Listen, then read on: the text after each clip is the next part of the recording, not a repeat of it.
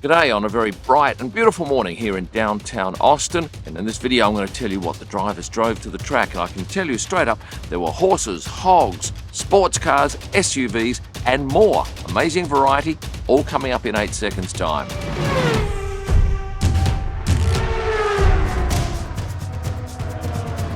The US knows how to turn on a show. The F1 drivers arrived at the track in some spectacular looking cars, and by far and away the most impressive looking was that of Sergio Perez's.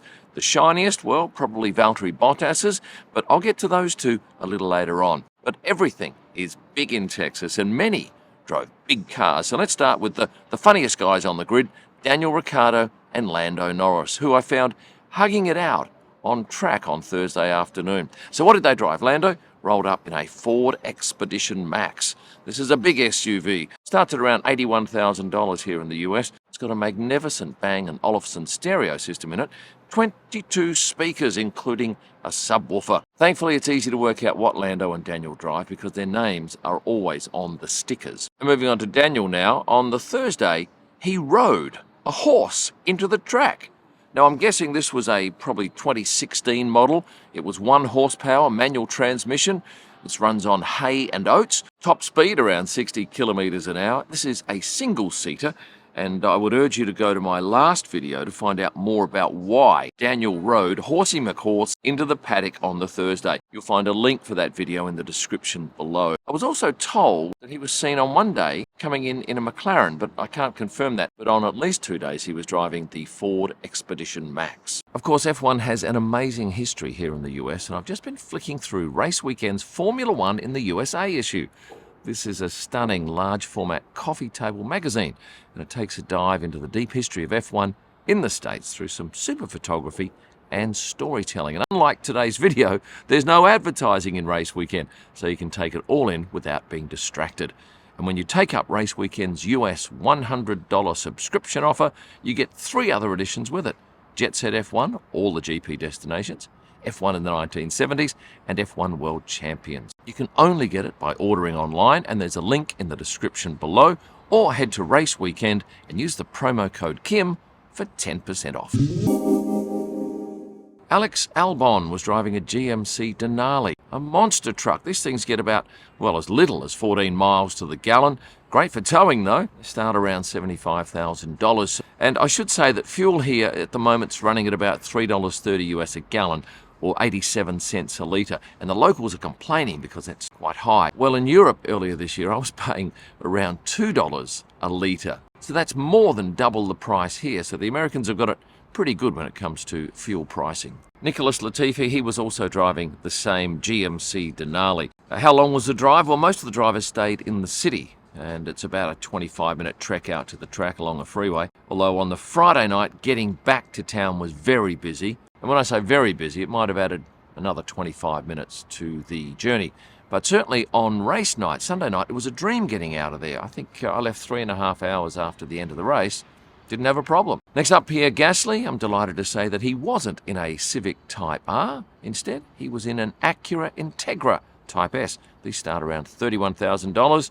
200 horsepower with a turbo engine. And if you are a Pierre Gasly fan, I'm going to urge you to get onto my website, kimelman.com, go to the shop and order one of their new signed prints, Pierre coming out of the tunnel in Monaco. It'll be shipped to almost every country. Yuki Tsunoda, exactly the same car, exactly the same colour. Different rego numbers, of course. Acura is a brand of Hondas, and why did they start the Acura brand? Well, the Japanese government introduced export restrictions on automobiles to the US back in the 80s, and that meant that it was more profitable to export higher priced automobiles, so Honda created its own luxury brand, Acura.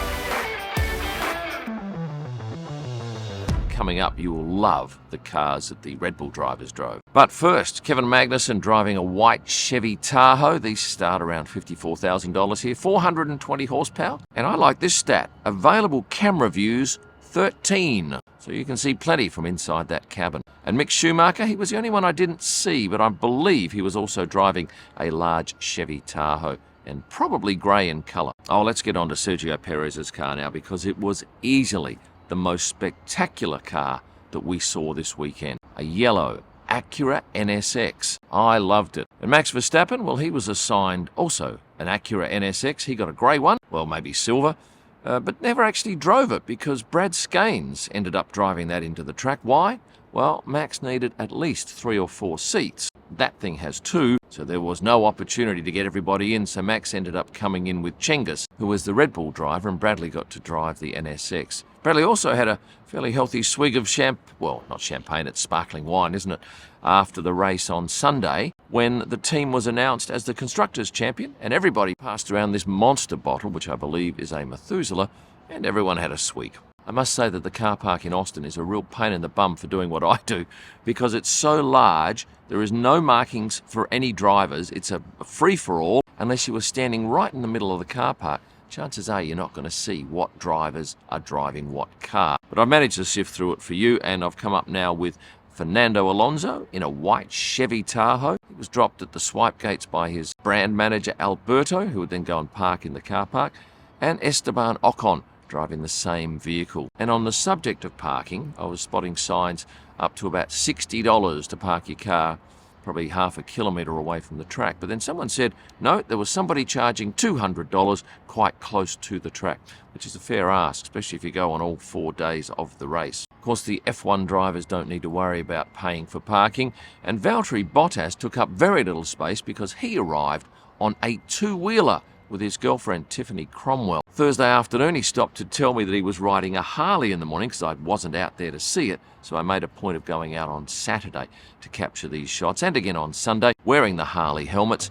Now Tiffany, of course, is used to riding a bike. She spends a good part of her life on 2 wheels, although this one required no pedaling. And while I know absolutely nothing about Harley Davidson motorcycles, I'm guessing this is probably around $20,000. Oh, and he also had a road car, which his trainer and manager arrived in. That was a yellow Stelvio Quadrifoglio. And of course, his teammate Zhou Guanyu also came in a Stelvio Quadrifoglio. His was red. This is the fastest SUV in the United States.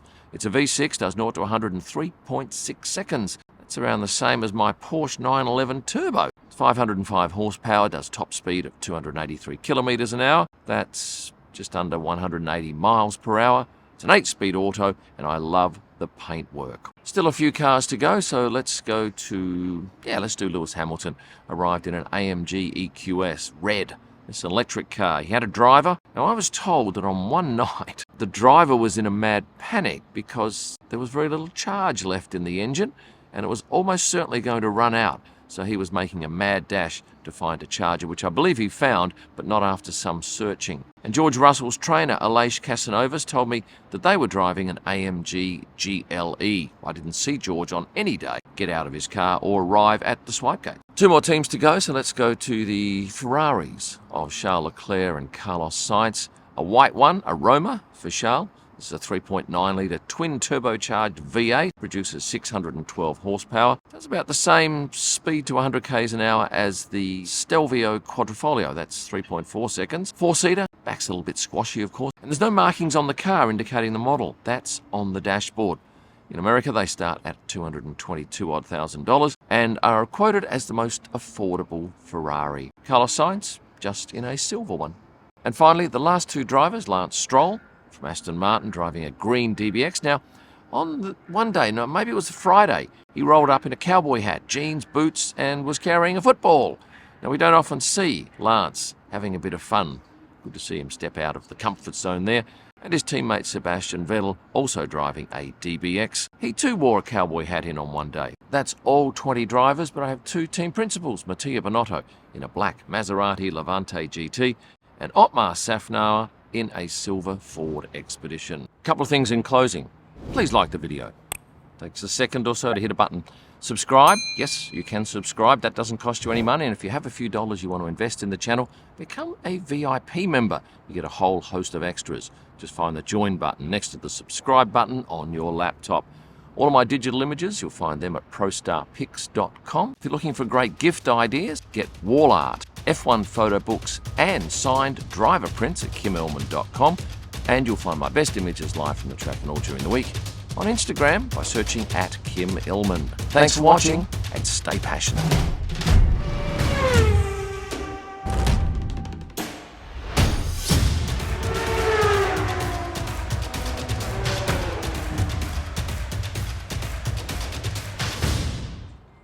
Have I got a shadow across me?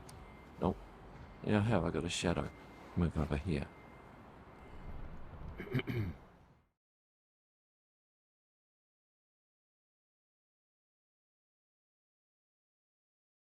Still a few more cars to go before I get horribly sunburnt out here.